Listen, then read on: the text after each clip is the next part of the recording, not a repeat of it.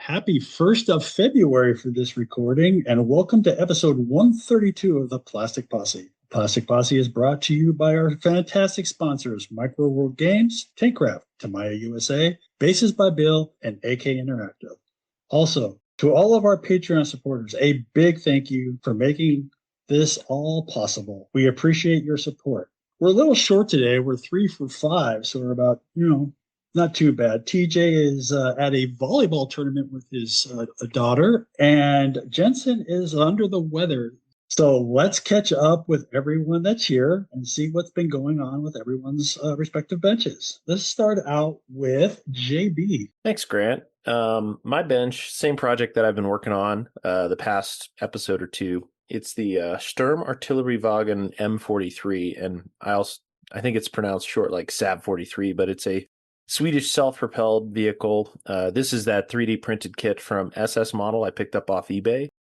I've been posting it in the group, and it's such a unique subject. I was willing to take the time and effort to correct the kit, basically grinding down all the external surface details except the spare tracks. Replaced over 100 rivets, added hinges, and just a bunch of detailing work that was needed. And I think I mentioned it on the other episode too, adding the Dragon suspension from a 38T kit. But it's such a unique subject. I'm really happy. I think it's officially done. And I want to highlight, thank you everyone on the Facebook page. Your support's been fantastic. When I posted it, a lot of great feedback, it was just good. A lot of great discussion. I think that's just because the subject is, you just rarely see it. And that's what I'm most proud of it. If you look closely at it, you'll see layer lines here and there. You'll see minor construction flaws.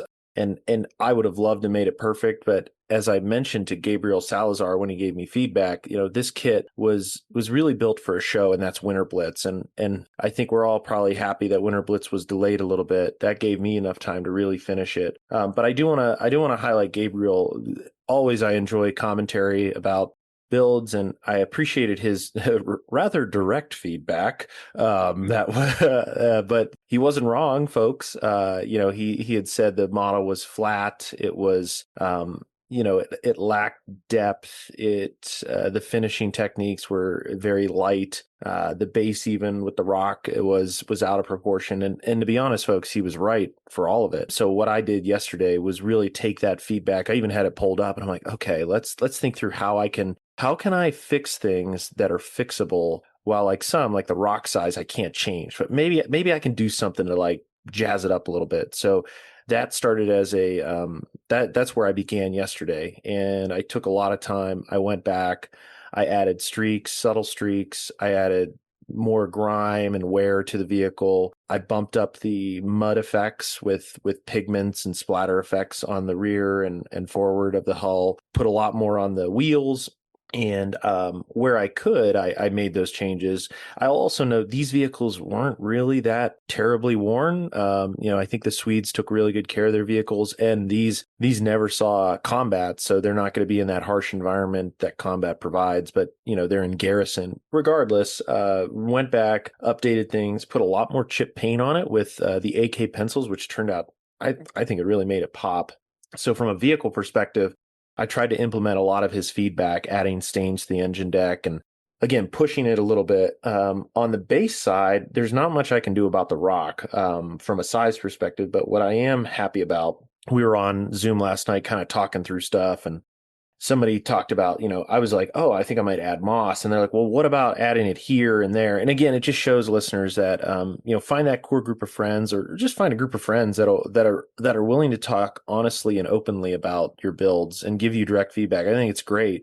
And they talked around, hey, why don't you put moss in this crevice? Or if you're Bear Grylls, it's crevasse. So I think bottom line, I know I'm going on a while here, but I do want to highlight the importance of feedback, taking that feedback and acting on it. I really appreciated what Gabriel said. And getting back to the rock, like I touched on some of those mossy areas, and then I added scatter to the top of the rock. And just to put the icing on the cake, I painted a little rabbit and put a little rabbit on top of the rock. Because again, some of these things I can't change, but if I can break them up, make them appear a little bit differently, I'm certainly going to do it. And I even bumped up moss colors on the front of the base as well. So I truly think the salve is done now. I think it's good. It's to a point where I'm happy with. There might be a tweak here or there, but overall, I really appreciate that feedback from Gabriel. I really appreciate all the feedback and encouragement from our listeners. I loved that whole channel of conversation in the thread, and that's why I love the hobby, and that's why I'm so happy for the people that we have, and the willingness to be direct, because that's what it takes sometimes to kind of elevate. And I really appreciate that, because I do think, based on his comments and a few others, this model is now finished to a state that is much better than it was just literally a day or two ago, because of people like him. So thank you so much. Keep it up. I'll yield the floor. Yeah, JB, I liked like what you just said, and last night on the Zoom with Mark Bradley and Brian Krieger and Rod and all those guys, Michael, it was great to see different people's perspectives as you were working on it. And yeah, Gabriel's feedback, I think, was like you said, it was it came from a great place. And I think the model is, I liked it before, like you said, kind of familiar with those vehicles. I have an odd love for the 38T family. Some kind of a defect. I'm working on it. My counselor said I'm making a little bit of progress, but yeah, no, I thought it was good before, but like you said, I think the green tones and everything, it's even sharper now. So, and then like you said, not just the feedback, but feedback from people that are invested in what you're doing has tremendous value. So I really like that. Yeah, it wasn't a flippant comment or anything from Gabriel either. It was a very direct. It was a paragraph, and you could tell he took time to look at my piece, understand, process, and provide some critical feedback to make it better. And again, listeners, he's not wrong. I think, I shared in my response to him, I agree with a lot of it.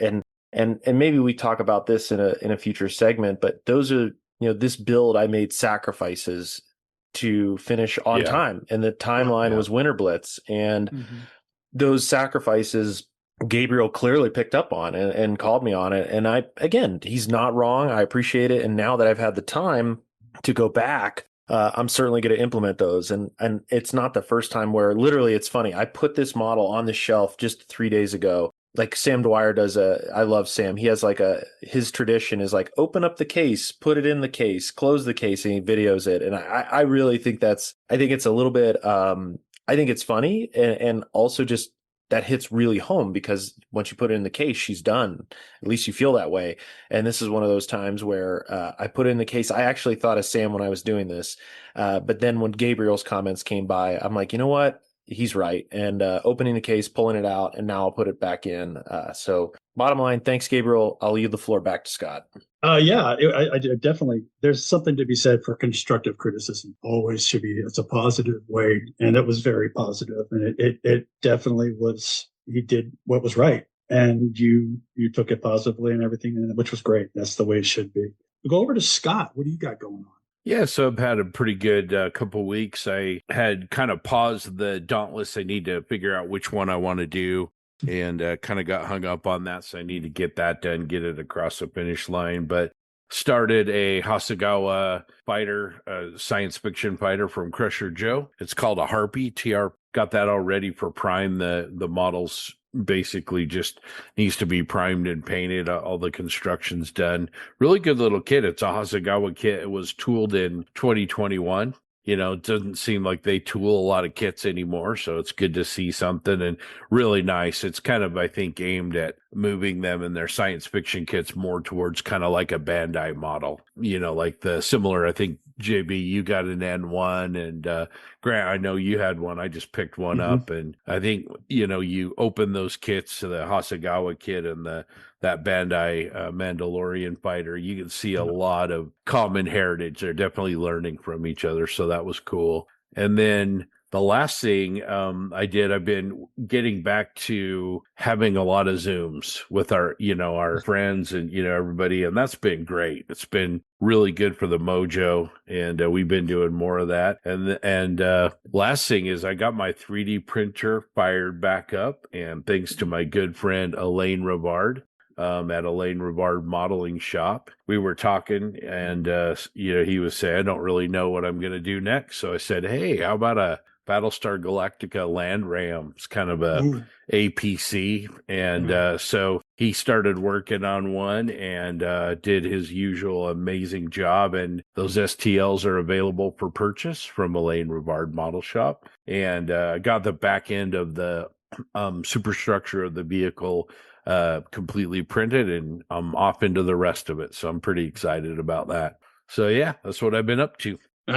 That's great. Yeah, it's a unique vehicle for Battlestar Galactica, to say the least. It's didn't show up very often, but when it did, it was such a neat thing to see.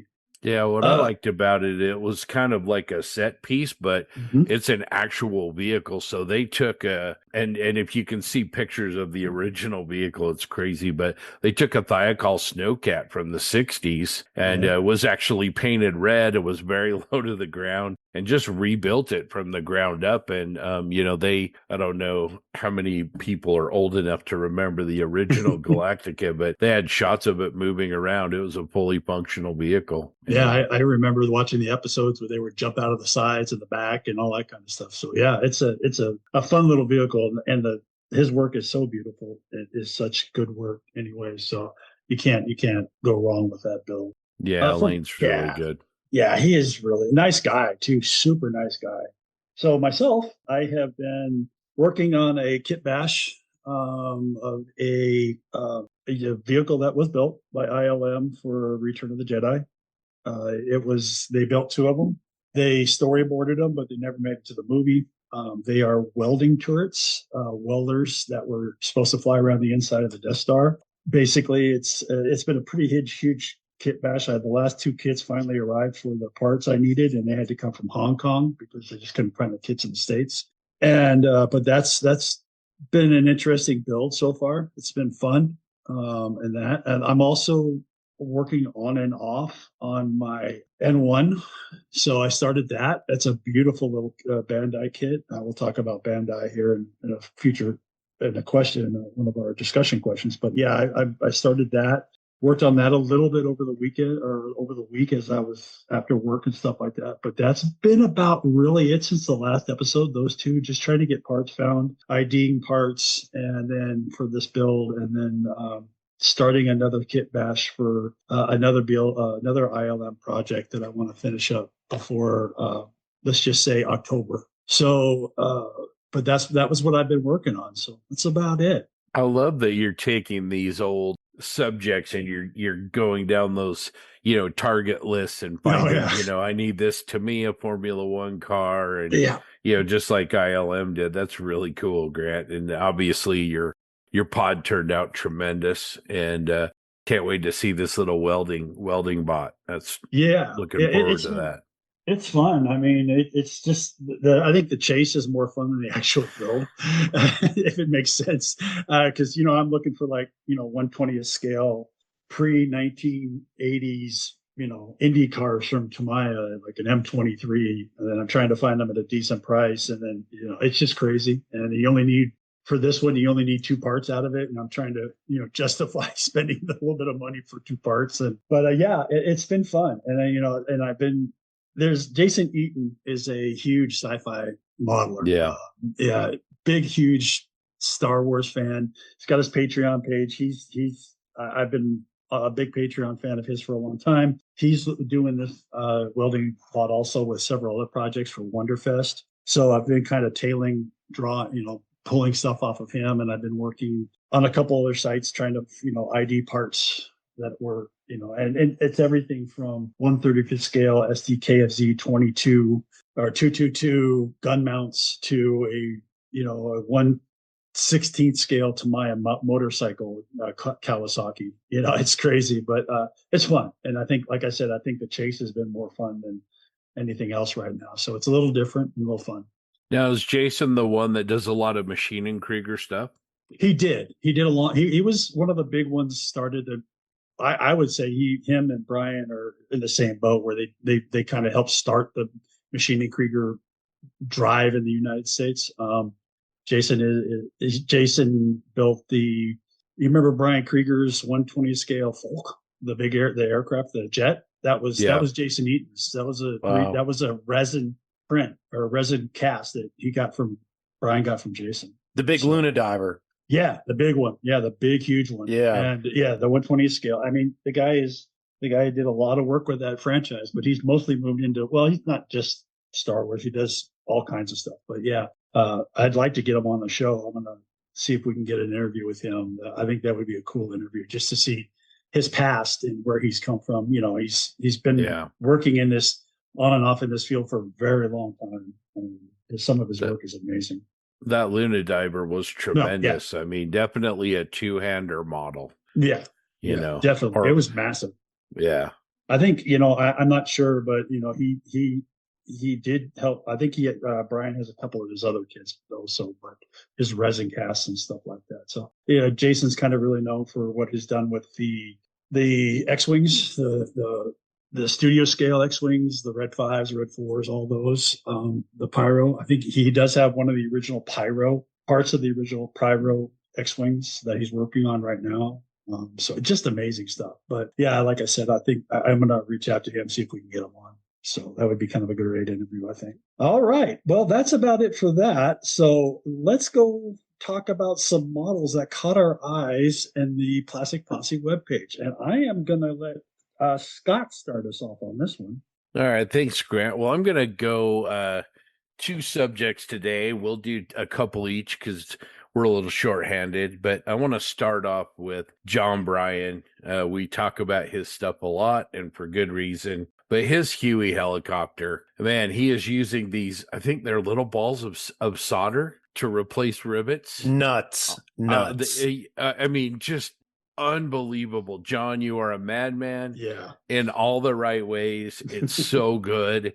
And he has taken what is, let's just be honest, guys, it's not a good kit. I mean, I think that's being generous. And he has, with his usual determination and English stubbornness, and willingness to throw in the towel, and he has made a literal masterpiece out of that helicopter. And whether it's the paint work or the work that he put into the cockpit or all of these hand applied rivets, it's just insane. So I tip my cap to you, John. It's fantastic work.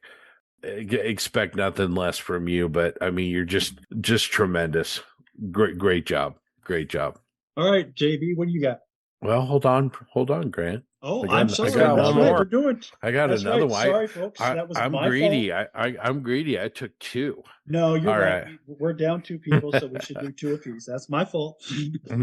my second pick is one of the model geeks, Scott Nemo. He's doing a kit that is very near and dear to my heart. I actually have one of these. It's a Hasegawa 132nd scale OA4M. And in I think the late 80s or 90s, Hasegawa was taking older tooling usually. I know they did a 190 D9, did the same thing, but they called them collector's grade, high grade, and they would take a kit and then throw in white metal parts, photo etch at the time. It was kind of high end, and then make these limited kits. And so they took their TA4J tooling and made an OA4M, and Scott has one. I have one as well, but he's doing a great job on it. He's got it primed and started on the paint work and has really kind of soldiered through some of the shortcomings of the Hasegawa kit, but I cannot wait to see where he takes it. And so, Scott, I'm right there with you. Love his taste in music. He's a big Opeth fan like I am, so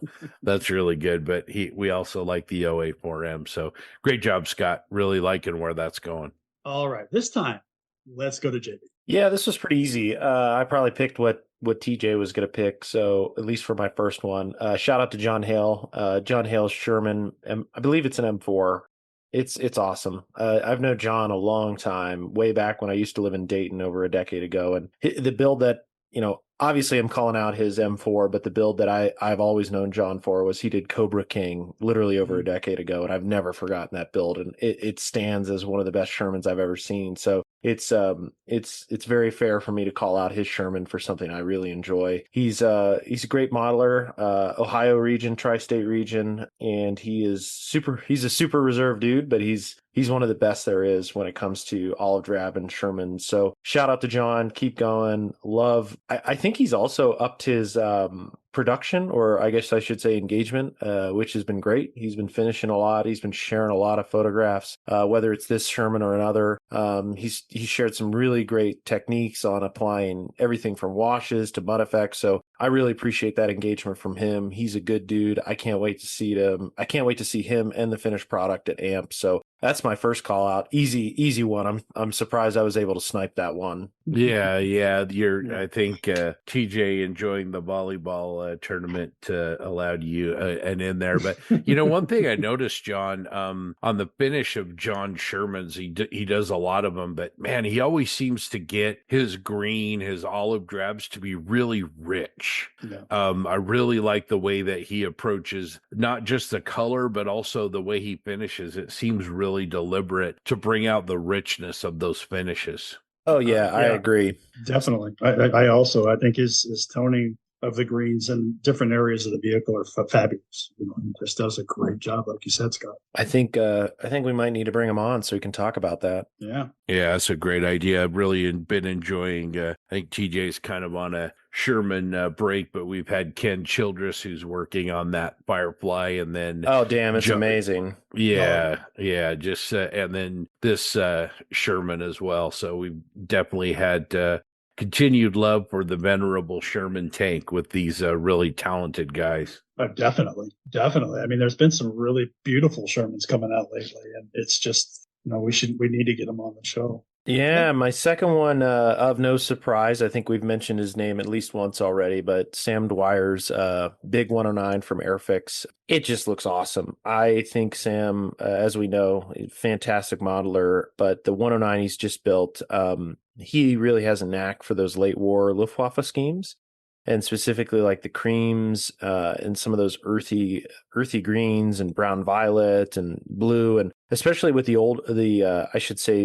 late war 109s, where my understanding is they were those pieces were fabricated at different places and then came together for final assembly. That's why they look so different. But the Ks and the later Gs, like they just, oh man, they look so good.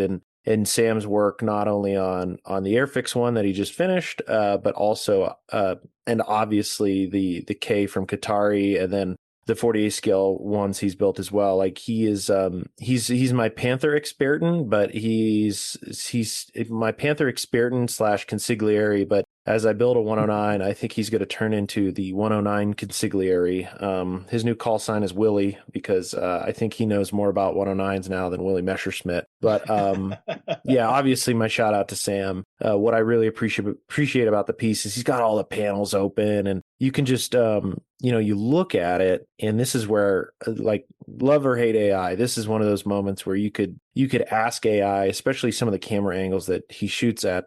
It's like, put this in a World War II airfield in Bavaria in 1945, and you put that SOB there, and you're going to look at it and go, wow, that fits the part. It honestly looks like what it would. And I think if he put it on a base with a GI in 30-second scale, which I don't think any of those exist, looking up into like the engine cowling and everything, like, man, that's the scene I see. Not it being operational, but it gives you that worn May 45 Bavaria look of just surrender, and it tells a story. I really do. I think it's a super unique piece. I think he did a really, really nice job on it.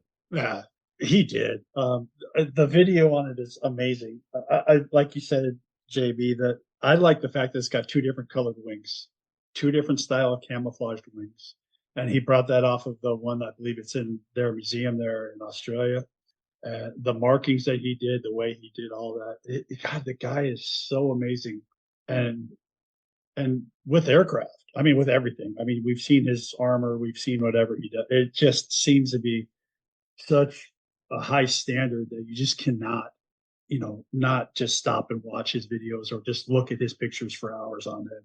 Just one of those amazing modelers that is on the cusp of all of us. He's way up there. Yeah, you can catch that all over at SD Models on YouTube, and it's been fun to watch him do that on YouTube. I'm glad he's started the channel, and he just getting bigger and bigger. Great job, Sam. Yeah, he is, and it's just one of these days he'll be a decent modeler. But until then, we'll just cross our fingers and hope and see if maybe he'll get an award here or there. So on to me. So my first one that I chose was Justin Rogers MPC 125th scale 78 Dodge D100 pickup. If you saw this little diorama he had with this flat bluish gray Dodge truck that reminded me of every high school kid I went to school with that sat in the parking lot. It was just a beautiful build and color. The model was amazing. It got some really good people said some really nice things about it. I just love the fact that the uniqueness of it kind of tugged at the old memory strings for me, because growing up in Washington State, those things were literally everywhere. And just seeing that was just a beautiful, beautiful build. I'm always amazed by car modelers. We armor builders and plane builders have been a little bit spoiled, I think, because we get, whether it was, back in the 80s, we got Hasegawa aircraft kits and then Accurate Miniatures, and, armor builders, we've been able to get Tamiya kits throughout the years. And a lot of these car builders, they're still building MPC and Ertl and AMT kits that were literally tooled in, the 70s, and they do a great job on it. And I agree, Grant. I think the piece that you're talking about here with that Dodge truck, I love the presentation. I love the feel. It's got a real vibe of that pickup truck, and I think it's a really sharp piece. Yeah, definitely. Just one of those models. It reaches on so many levels. It's kind of cool. My second pick is a little unique also. David Waples. He did a Los Angeles class and Virginia class submarines on dry dock blocks.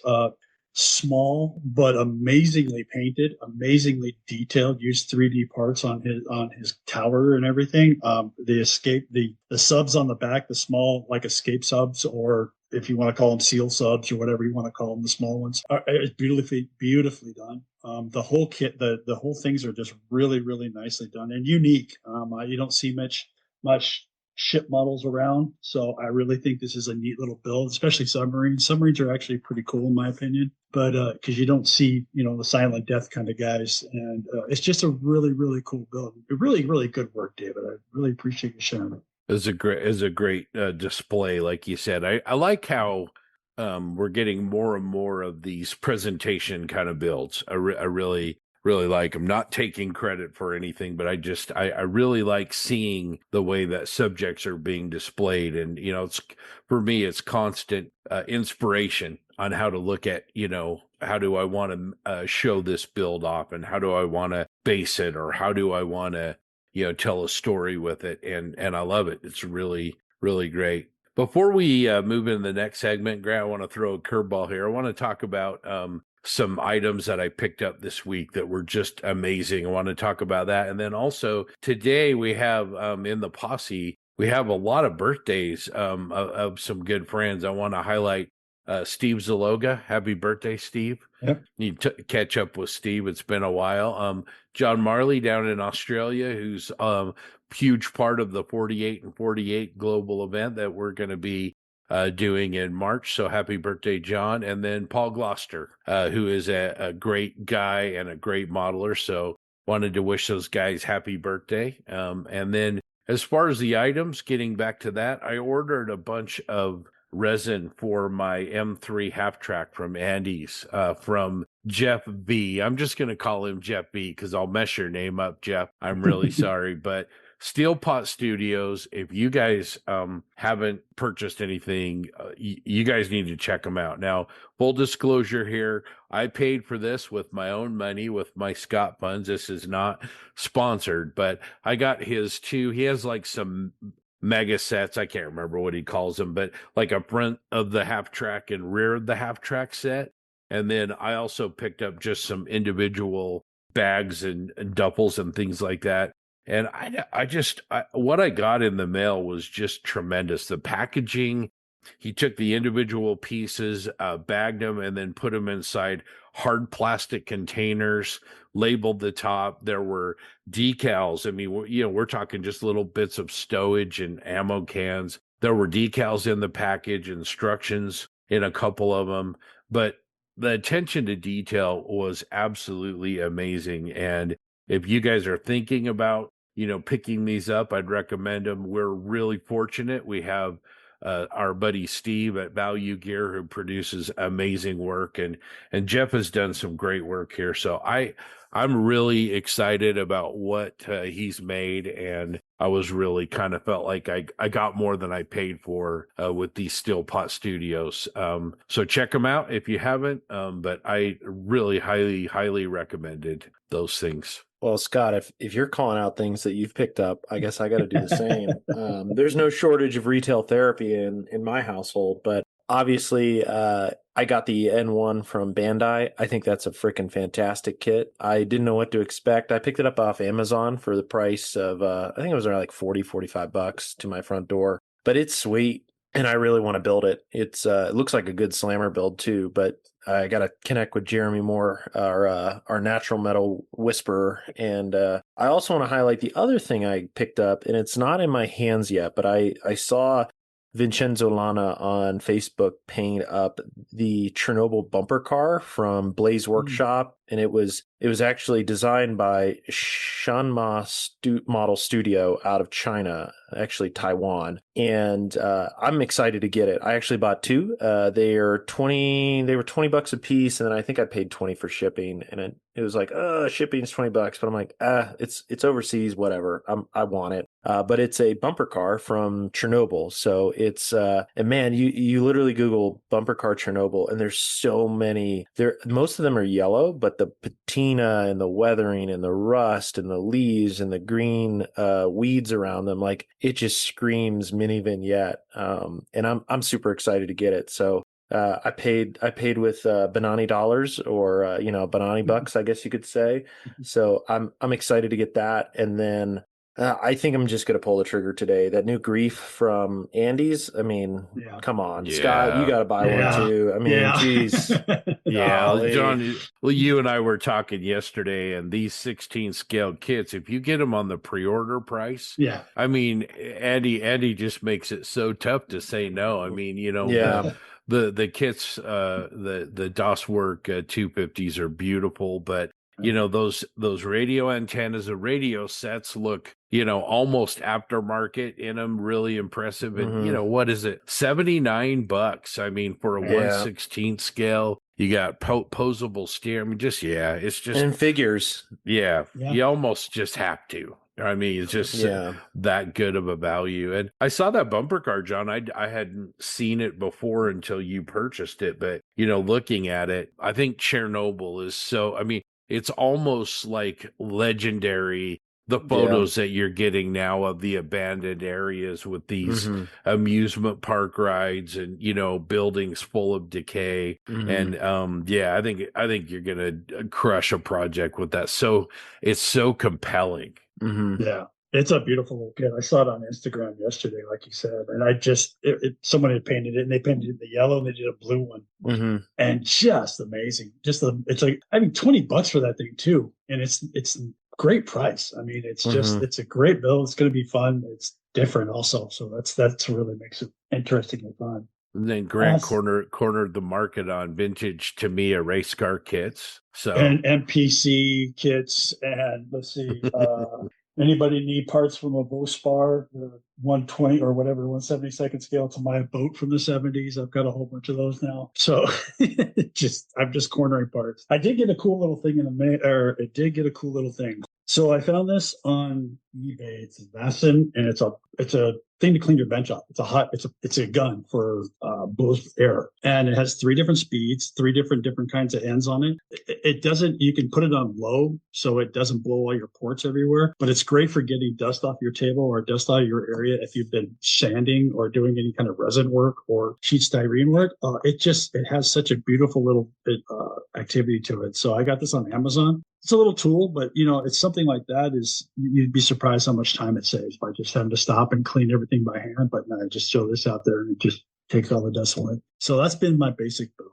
This kind of leads into our discussion question a little bit. So we've been talking about new kits we bought and stuff like that. So let's see how this goes. My question to you guys is, if a manufacturer were to release your top 3 models in plastic that you don't currently exist, which kits would you like to see them produce? But I will go first, since this is my question, it's kind of a little different. So the 3 kits that I would love to see in plastic, number 1 is an ADATS Bradley, 1/35 scale ADATS Bradley. ADATS Bradleys are an ADATS system as air defense anti-tank missile combination that was started by the Swedes and the Americans. After a while, the Swedes dropped out and the Canadians joined the U.S. on their build. They did put some on some 113 chassis and stuff like that. And the U.S. out at White Sands in New Mexico actually mounted one on a Bradley chassis and did some extreme testing with it. Actually, there's a couple more than one. So the ADAT system, like I said, is an air defense anti-tank missile. Had 2 pods with 8 MM-146 missiles on them for anti-aircraft or tank, either or. It had a 25 millimeter Bushmaster on it, and also had a 50 cal on it. So it was extremely heavily armed. Now, if you're in World of Tanks, they do have the ADATs in there on a chassis, so you could use it in that. But that's kind of one of my plastic would be kind of cool. There is an ADATs now in 1/35 scale that you could buy the resin STLs for, and you can convert an early Bradley into an ADATs. But I would love to see it all in one kit. I think that would be cool. My next one is an E-Wing from Star Wars, a long overdue, hint, hint, Bandai, please do this kit, long overdue fighter that needs to be done, the E-Wing. If you go to Sublight Drive on YouTube, he does a scratch or a kit bash and scratch build of one to see it. That's the E-Wing. It shows up actually in Ahsoka. It's been written about. It's been in the books for a long time. It is canon, but it did show up in Ahsoka and a couple of other shows. But yeah, that would be just a cool model to get. Yeah, I'm gonna echo that one, Grant. That some people could say, well, it's a little bit fringe, right? But when they put it in Ahsoka and it was pretty, had a pretty prominent role in a couple episodes, it's like, yeah, we need a kit of this. That would be really really great. So I really like that pick.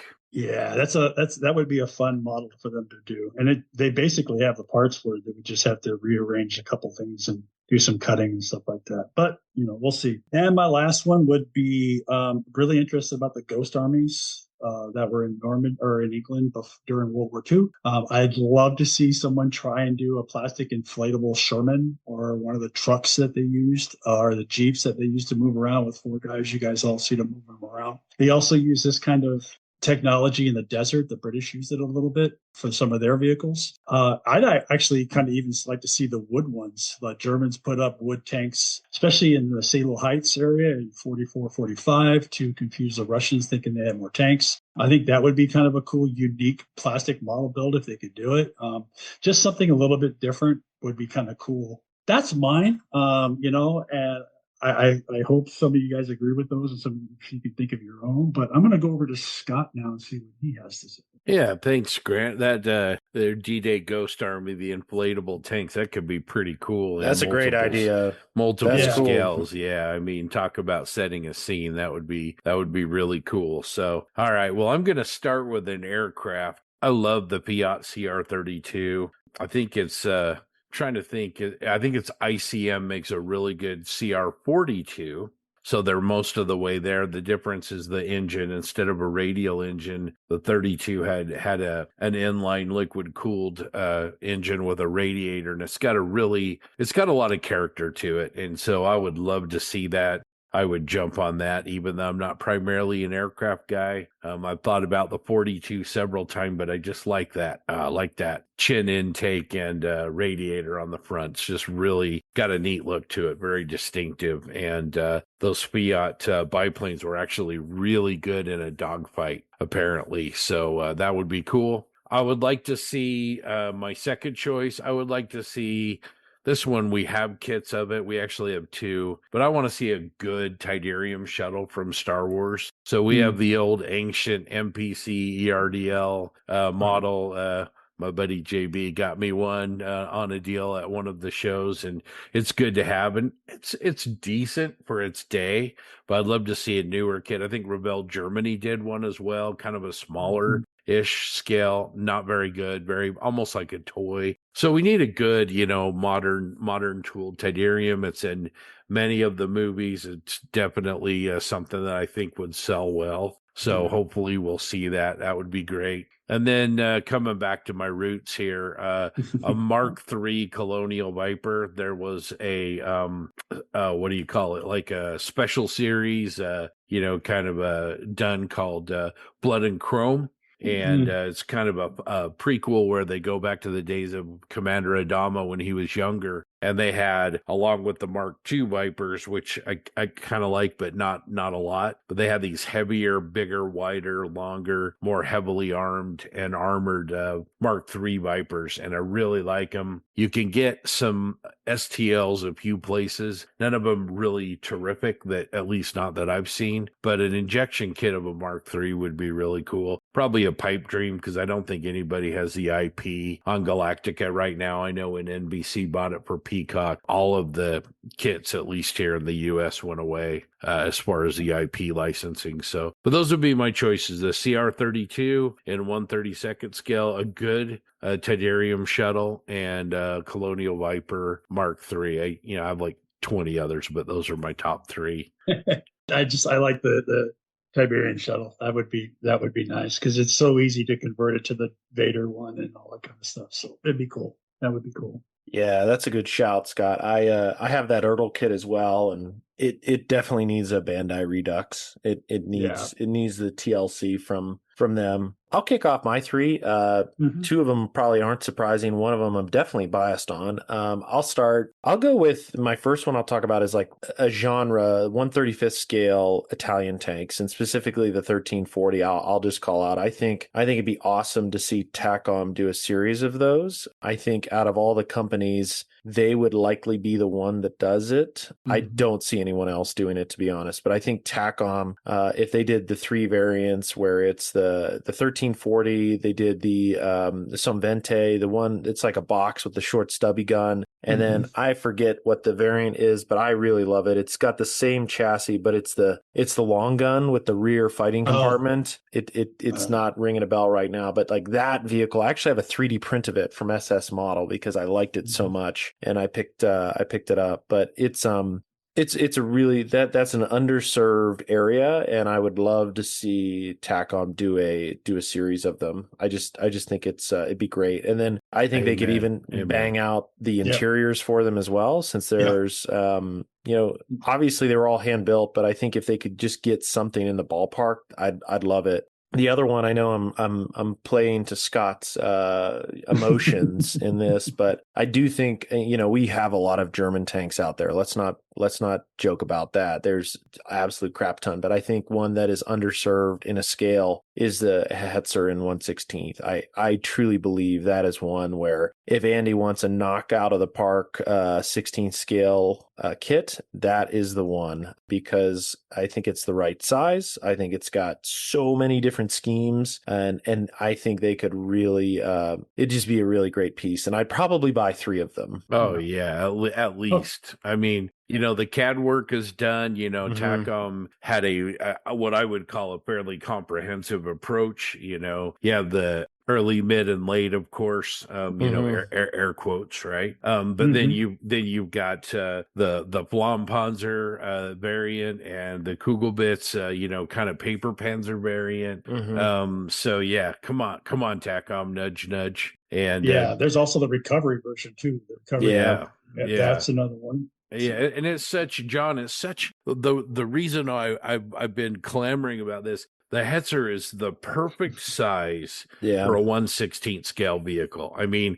it's not massive, like the Panthers and King Tigers and Yeah. Tigers, it's just the perfect size to be tooled up in 1/16 scale. 100%. 100%. So that's one for me. And then the other one, I'm biased here. So listeners, I would love to see a 148 scale XB1, the supersonic demonstrator. Again, I'm a little biased because I have a little attachment to it. But if there's anyone out there that knows anyone at a kit manufacturer, please let me know. I can get you unfeathered access to this to this vehicle.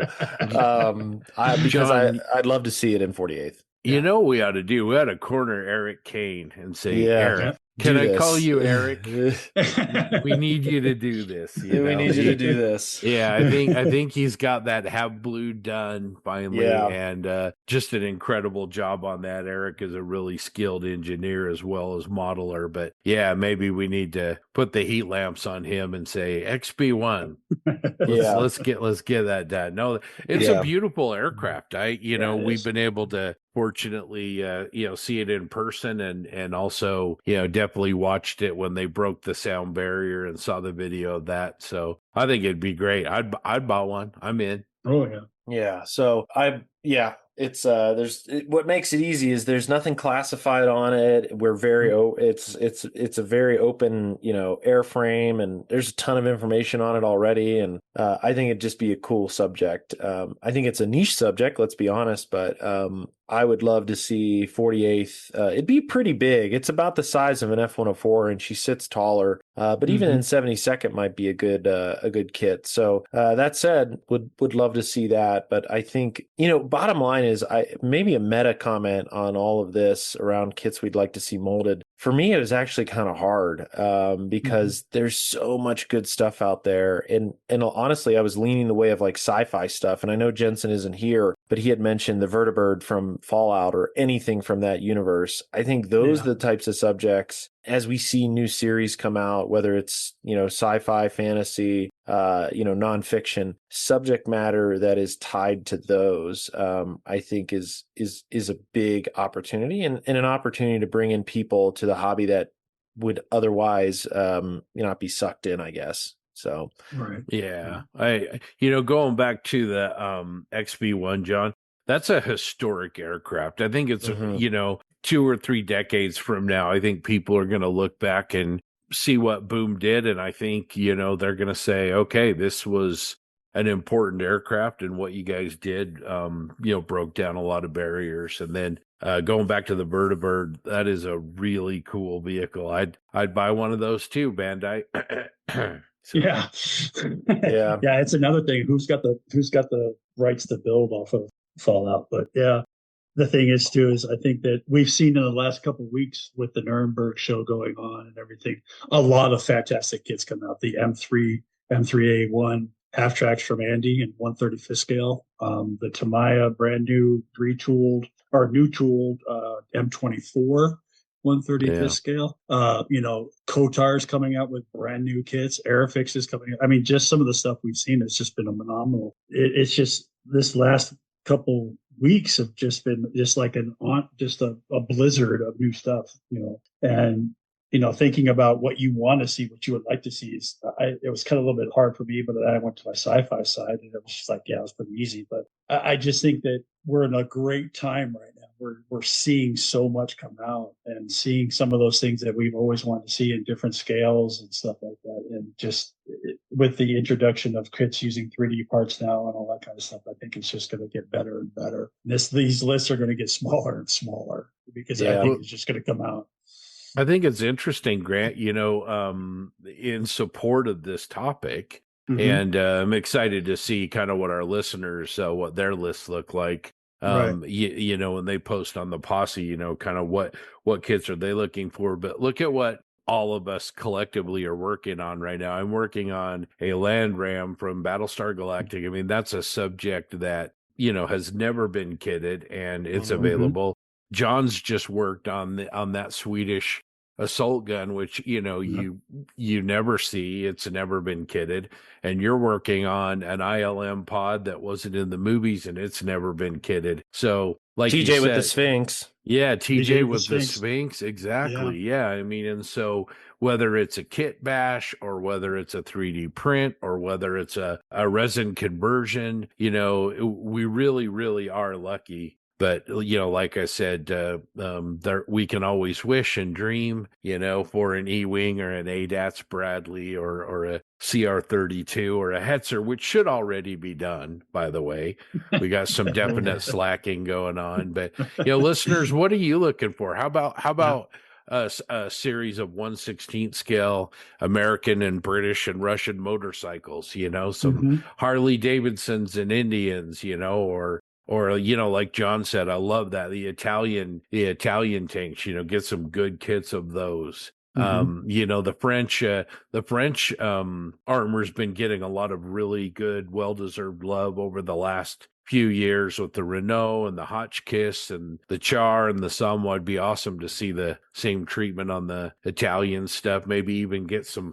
Hungarian or Romanian armor. I think a few of those through the years have been kitted by maybe more fringe manufacturers. But anyway, listeners, what are you looking for? What are your top 3 choices? Post those on the Plastic Posse group, and let's see, what you guys come up with. And who knows, maybe some of us will be happy.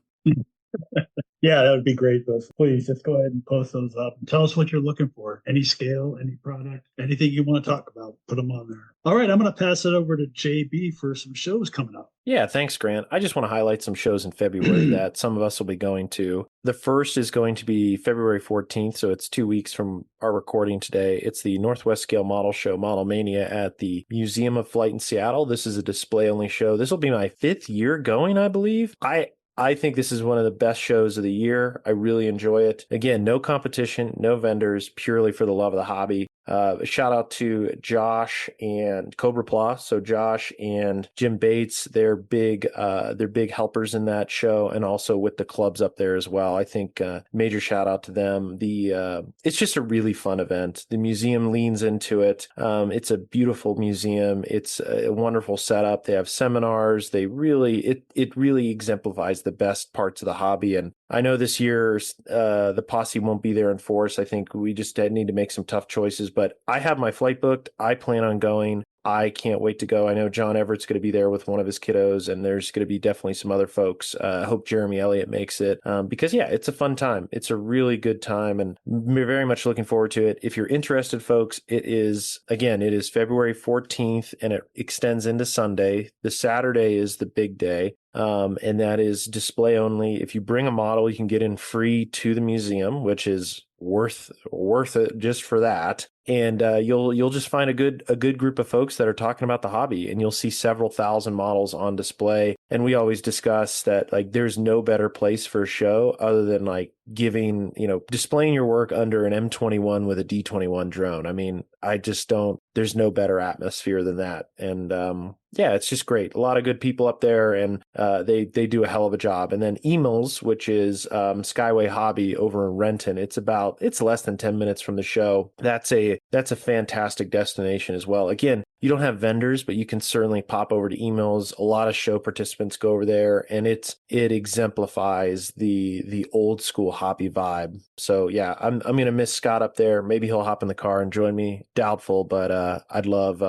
I can't wait to go to the show. Yeah, if I can, I'll definitely do it. Like you said, it's a great show. We've been going for years. Hopefully, don't have to miss it. But Jim Bates and Josh Scott and the team up there do a really great job. And it's just a lot of fun. Just a great show. If you're in the area and you're considering going, go do it. You'll love it. Yeah. Yep. And two other shows I'll highlight, and this is where it gets tough because there's three shows that I really want to go to. Two of them I'm going to. February 21st, and that is the AMPS Atlanta and the Atlanta Figure Show. And that's held in Marietta, Georgia. That's on February 21st, and it concludes on the 22nd. There's a soft launch on the 20th night, and I know, I believe there's going to be some access to the Fort Benning collection at the National Armored Cavalry Museum. Bottom line, another great show. A lot of great posse members go to that. Bill Moore, Frank Damon, just a lot of good folks. Ken Childress and his folks from Arkansas, Dave Hobbs. If you're in that area, if you're in the Atlanta area, highly recommend checking that out. It's a little bit north of town. Fun show. Both a general contest, you can say, from a genre perspective, because the figure side of the house actually allows all genres of modeling. And then obviously the AMP side is armor and figure focused. So highly recommend that. They usually have good seminars, great people, and one of the best dang hospitality suites I've ever been to at a show. So their club really knows how to do it well. It is just a bunch of good people there. So another show I want to highlight. And then finally, I'll conclude with February 28th. This is Winter Blitz. This is the rescheduled show that Brandon and his team put together. We talk about Brandon a lot, but he's probably screaming at the pod right now, highlight the team, and definitely Brandon highlighting your team, everybody on it. As I said, Brandon's our friend, so we use his name a lot, but there is a bunch of folks behind the scenes there that are putting that show together, that are looking at alternative ways of doing business as compared to IPMS. It's just great. It's a fun show. I look forward to it. I've heard nothing but great things. And I'll conclude with listeners. We're going to the show on the 28th, but on the 27th, Scott and I are flying in Thursday night. And on the 27th, we're going to go over to Stan Spooner's, the Model Box in Bernie. And we're going to do a little special segment there with him. We're going to highlight the shop, highlight what he's doing there, and really try to bring some visibility to what he's standing up. And what I've seen so far, it's awesome. I've heard nothing but fantastic things, and it's going to be a great time. So I really look forward to it. And listeners, please join us if you're in the area. I'll turn over the team for any words. Yeah, absolutely. Looking forward to seeing Stan shop. Like you said, John, he's poured his heart and soul into it to make an environment that looks like it's for the modeler. And whether it's airbrushing stations or, places where people can do seminars, it looks like a great shop. We're excited for Stan and excited for the community in that area. So that will be a lot of fun. And then, like you said, John, jump in the car, drive over to College Station to the Museum of the American GI for Winter Blitz, which is going to be our first time there. So it's just going to be a great time, and hopefully we'll see a lot of people there. I think the delay that was caused by weather was kind of a blessing in disguise. I hope even more people show up, and they flood Brandon and his team out, because they put their heart and their soul into this thing, and I can't wait to see it. So it's going to be great. Yeah, it sounds like a great show. I'd like to, if you don't mind, punch a show going up in April. April 11th is the Wine Country Model Expo in Petaluma, California. I'm going to be there. It's going to be a fun little show. I've been working with them. I'm actually going to be giving a demonstration on figure painting. So come on up, say hi, drop into the class, bring some models. This guy's got a great little show. It's not my first time there, but you will have a great time at this show. It is April 11th. Yeah, James Mirando and the team there, I think, have done a really great job. I'm excited for what they're working on. I love the spirit of what they're doing. I love the fact that they're, trying new things and trying to create a show that really ensures that people will have a great time when they attend. So I'd love to see people go and support James and come see the one and only, the legend, Grant Mayberry. That alone's worth the price of admission. I mean, come on, right? That alone's worth 25 cents. Yeah, absolutely. Absolutely.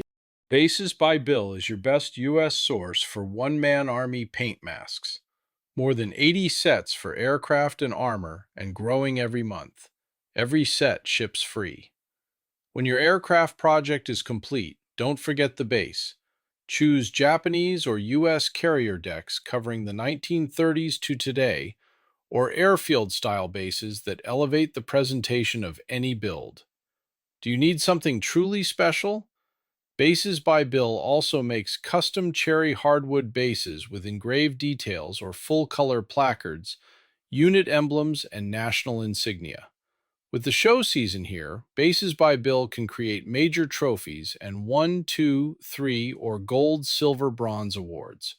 Visit basesbybill.com because there's always something new at Bases by Bill. I've got a couple things as well. Our good friend Christian over at Bases by Bill asked us if we would kind of talk about the Mad City Modelers 30th annual contest. It's going to be Saturday, March 7th, and it's the Monona Terrace in Madison, Wisconsin. It opens at 9 o'clock and registration's from 9 to noon. Judging is from noon to 3 with the award ceremony at 4 p.m. They've got $20 for all the models you can enter. And then they've got discounts for police, fire, EMS, active duty, military, children. So, I mean, really, really great deals. They're going to do a Cold War theme award that they're giving away. It looks like it's going to be a great show. And, Christian's involved with it. It's going to be great. And so, again, Mad City Modelers, Saturday, March 7th in Madison, Wisconsin at the Monona Terrace. And then last thing is the Rocky Mountain Expo here in Utah. We'll be talking more about this. We're about to launch a brand new website. We've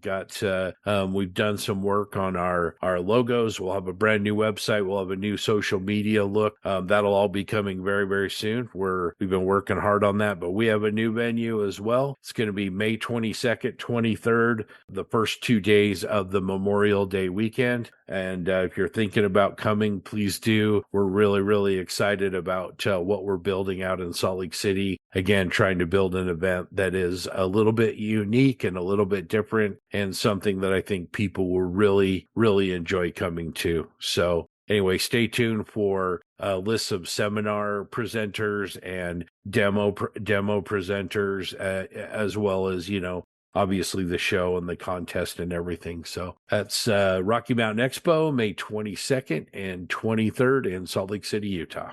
Woohoo! That's year 3. That's congratulations, man. This is year 3. It's hard to believe. Yeah. I know. Crazy.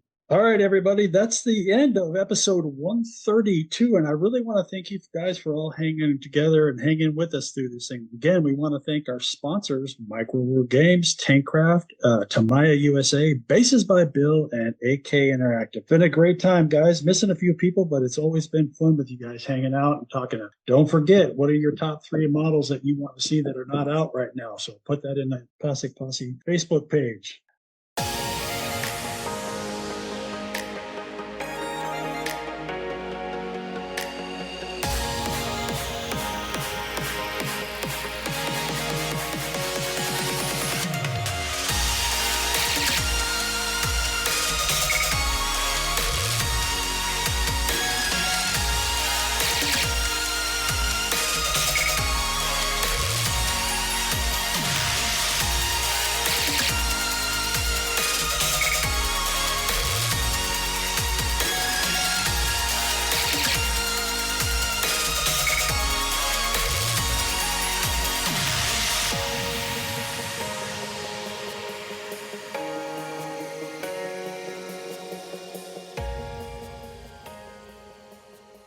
One of the ways you can help support the Plastic Posse is to become a Plastic Posse Outrider. If you want to become a Plastic Posse Outrider, it is easy. You can even do it wearing lounge trousers. Just go to our Patreon page at www.patreon.com/Plastic Posse Podcast and set up a reoccurring donation there.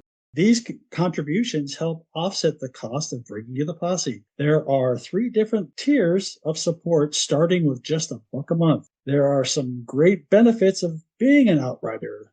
like early access to the podcast, premium access to the host, and a chance to appear on the podcast, and exclusive PPP content and social media at model shows. Now, thanks, Greg.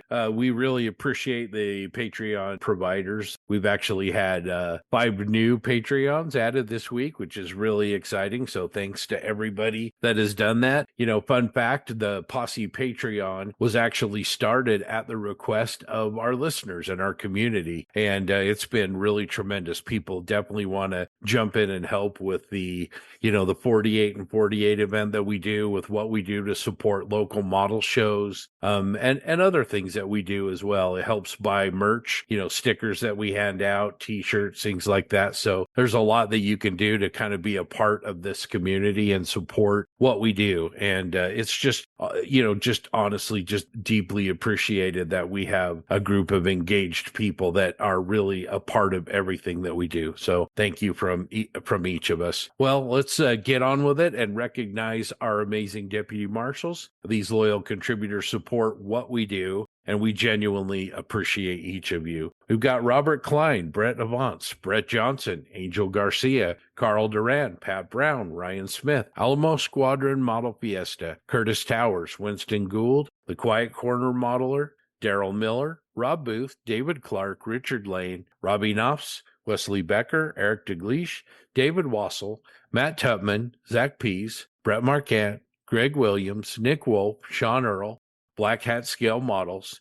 Craig Jarbo, Red Beach One Studios, James Mirando, Mike Norris, Stephen Rodwell, Rick Cooper, Eric Kermina, John Hell, Eric Kane, Logan Hansen, Tim Gidcombe, Dan Newman, Robert Blocker, Tyler Moore, Derek Post, Craig Flynn, Ken Childress, Drew Gardner, Scott Hall, Frank Perrone, Jeremy Diamond, Terry Wilkinson, Chris Lovewell, Andrew Callis, Ethan Eidenmill, Steve Baker, Patrick Brown, Jay Kidd, Brandon Gentry, Lee Bogle, Robert Klein, Mark Ewing, Toadman, Model Doc, Greg James, Les Workala, John Everett, Uncle Buck, Mark Bradley, Eric Brubaker, Jeremy Moore, DB Scale Model Studio, Jeremy Elliott, Mike Talley, Previous Seat, Mediocre Middle-Aged Modeler, Dan Knopfel, and of course, the one, the only, J.C. Osborne.